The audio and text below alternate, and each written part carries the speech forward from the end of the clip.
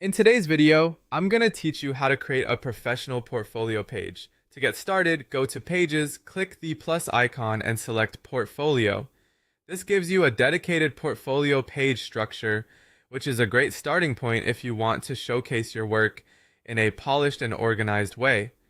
Using the built-in portfolio option also saves time, because it's already designed to present visual projects clearly and professionally. Once the portfolio page has been added, choose a clean grid layout or a hover style layout. Both of these work well, but they create slightly different experiences for visitors. A clean grid layout is simple, modern, and easy to scan, which makes it ideal if you want your work to speak for itself. A hover style layout adds a bit more interaction, allowing visitors to reveal extra information as they move through the page. Whichever option you choose, the goal is the same. Make your portfolio feel neat, intentional, and easy to explore. After that, click into each portfolio item and start adding the details that bring your work to life.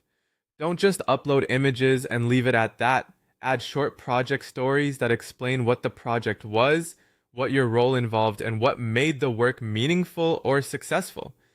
This gives context to your visuals and helps viewers understand your process, not just the final result. You can also include client testimonials where appropriate, since those add credibility and help build trust.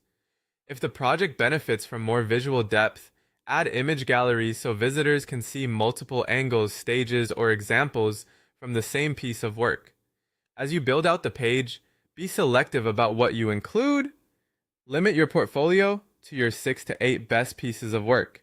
This is important because a strong, focused portfolio usually performs better than one that feels crowded or inconsistent. You want every project on the page to support the kind of work you want to attract in the future.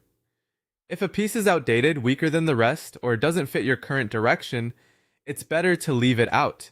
By the end, you should have a portfolio page that looks clean, tells a story,